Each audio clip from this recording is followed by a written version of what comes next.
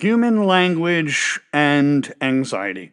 When you're anxious, your body enters survival mode, and this makes your heart race, shallow breathing, muscles tense. But the real intensifier is the self talk that follows. When you say things like, I can't handle this, or this will never stop, you're not just expressing emotion, you are indeed sending danger signals to your brain. And the brain responds by keeping your nervous system activated, which keeps anxiety alive. This creates a feedback loop. The anxious thoughts trigger physical symptoms, which reinforce anxious thoughts. And because the brain treats imagined threats, like self talk, almost the same as real ones, and your own words can trap you in a panic spiral. What I'm here to do with this video, I'm not here just to give you tips. I'm here to help you understand the mechanics of your own mind, how your self-talk actually fuels your own anxiety, how your nervous system responds to your own language, and how you can actually take back control with something as simple as a sentence. This is not fluff. This is not hype. This is the difference between staying stuck in your spiral and mental loops or guiding yourself to actual calm. And I'm here to walk you through that shift, to go from the panic that you experience to the presence that you could actually have, using your own words as some basic medicine, verbally. So by the end of the video, you're not just going to know why the anxiety spikes, you'll understand how to stop feeding it, and you'll start rewiring your brain and move yourself towards safety, clarity, and control. Here's the thing. The phrases that you will learn today are going to be the most common phrases that are out there that perpetuate and increase anxiety. Now, my big question to you is, which one of these phrases, which one actually is one that you use? If you use that phrase, I want you to comment below. Tell me which phrase out of all of them that you've actually used, and comment below. Don't forget to like, subscribe, and at the end of the video, if you like it and you enjoyed it, buy me a coffee. The link is in the description. Welcome to the Voices of Victory podcast show. Today is about self-talk and the nervous system. This is the 10 pieces of self-talk that will actually make your anxiety worse. And the words that can either trigger the panic or lead to peace. Let's go ahead and break it down right here, right now on this show. I'm Mario DeLeone. Welcome to the show. Let's go ahead and talk about something that we all live with, most of us. And most of us never really understand the impact of human language and the way that we talk to ourselves and how it can actually make or break our actual mental health. Let's get that very clear. Language takes a big part. Let's get real, because here's what you actually want to know in terms of what's happening in your body. When you're anxious, your nervous system lights up like an emergency alarm or a Christmas tree. And your amygdala, which is back here, is the part of your brain that detects danger and starts firing off your heart rate, and your breathing starts to shorten. And of course, your body gets ready to fight, flee, or freeze. Now, here's the big twist that you need to understand.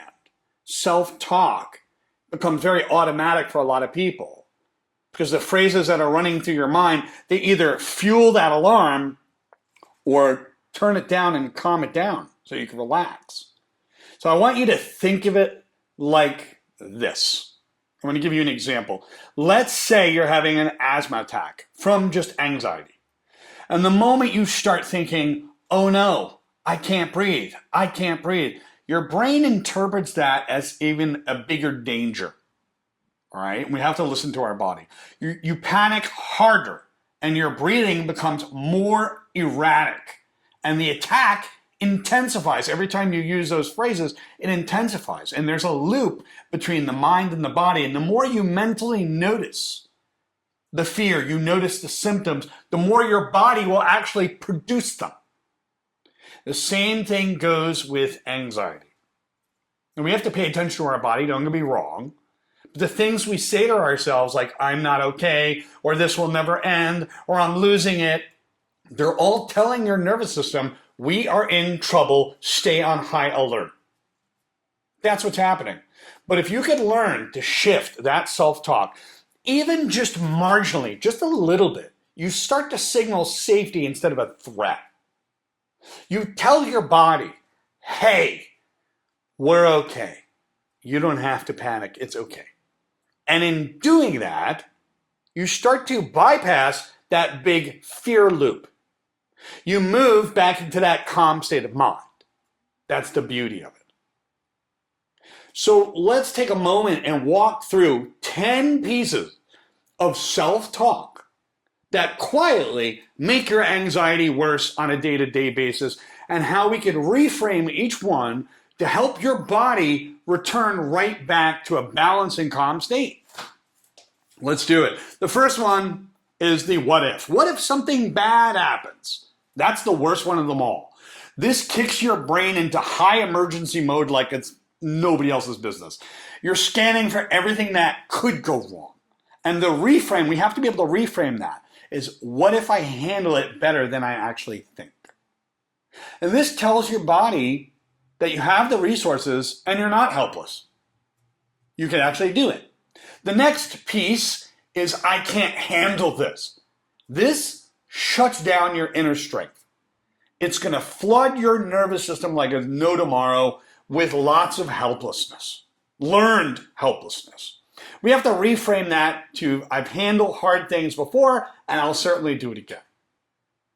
Your body hears, we've got this. We can do this. With that being said, another one is everyone is judging me. This triggers social survival stress. It's flooding you with tons of fear, tons of rejection, tons of past memories. We have to reframe it. Because most people are too busy to give a shit. They're so busy worrying about themselves. And this will shift your brain out of that defense mode and literally move you back into a perspective of power. Or I have to be perfect. That's another one. I have to be perfect. It's how you're being perceived. And this tells the system that there's no room for error, which is really just an instant pressure spike in your life. Done is better than perfect. Progress over perfection. This eases that internal tension. It gives your body permission to exhale. Stop attaching externals to internal self-esteem. Another one is, I always mess this up. I always mess this up. This activates the shame circuit. It'll paralyze you and stop you from learning. In terms of reframing that, I make mistakes and I learn and grow from them. And when you say that, the nervous system starts to see the error as non-threatening, starts to take the back seat. The next one is, I'll never get through this. The words of permanence. This sends the message that you're stuck, which triggers hopelessness and that you'll never be able to move forward. The reframe for this moment will pass, and I don't need to solve everything right now. It'll reassure your brain that it is indeed temporary. You've made it permanent. This reduces the panic. Not everything is permanent. Don't give it permanence. Another one is, I shouldn't feel this way. I shouldn't feel this way. This creates emotional resistance. It's going to completely trap you in that feeling. The reframe is, it's okay to feel what I feel. Emotions are just signals and messengers. They're not the enemy. This allows emotional energy to move through and not get you emotionally stuck. Very important.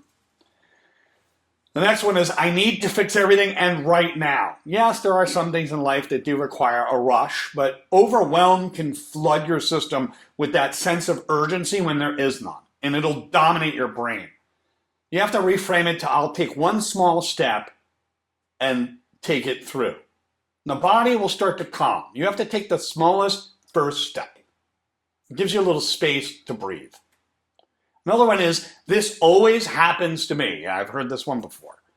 This locks you into the identity of that you are broken or you are cursed. The reframe for this is that this is a pattern. I have the power to change it. I need to recognize the pattern and reclaim my choices, reclaim my agency. The brain hears, we are not stuck. We can move through this. This is just your old narratives and myths. Another one is, I'm not good enough. I'm just not good enough. This thought alone can trigger anxiety and depression and withdrawal all in one. We have to reframe it with, I'm worthy of love. I am progress just as I am. And growth is allowed. It's not just earned. This tells your nervous system, I'm safe. I'm allowed to exist. I can keep going.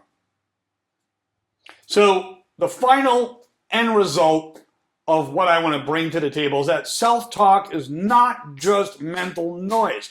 It is your neurological patterns. Your body listens to those patterns in real time, and the nervous system will just respond to the language. You have to change the signal. In order to change the signal, you got to start changing the language. It helps you calm down again. And this is what emotional mastery actually looks like. Emotional regulation. And it all starts with the very whispers, the words you say to yourself. And speaking out loud has a ton of power. Ton of power. So you could use language to perpetuate it and make it worse, or you could use it to land the plane into a place of calm. Stop the spiral. Stop the spiral. The more you use these phrases, the more you will dysregulate yourself, the more you will throw yourself into anxiety. Anxiety is a signal. Emotions are a signal. They're supposed to tell you something. But what happens to some people is that it's always going off. It's always producing a signal, but it's producing a signal for small things. There is a certain amount of anxiousness that actually is healthy, but then there is an amount of anxiousness that's unhealthy. There's a point of no return. There's literally like healthy anxiety here, and then over here, there's a point of no return, where if you go past that, it's out of control, right? So we have to be able to understand that we have to have coping mechanisms to breathe through and work through that anxiety. We need those coping mechanisms to hijack the mind and move our brain from the amygdala, which is our fight or flight, to the prefrontal cortex, which is executive function, so you can grab control over your anxiety. And language is absolutely crucial for that. Rewire your speech, practice it, you'll be able to rewire your nervous system. If you have coping mechanisms otherwise, because there is a healthy amount of anxiety, and we hear that word anxiety, we automatically demonizing it as if we can't have any of it. And in life, there is a small amount of healthy anxiety. That's why emotional resilience is crucial. And these reframe statements move you towards emotional resilience, or at least take you to a place where your heart rate can come down. Have a great day. See you on the next video. Buy me a coffee. Check out the description. I like coffee. Comment below if this actually helped you. Matter of fact, if you use any of these, if like you are wired with any of these, comment which one you're wired with. In other words, which one do you find yourself using? And comment it below. Grab a hold of your mind today. Buy me a coffee. Like and subscribe. Share this with people who actually need it. Take care. See you in the next episode.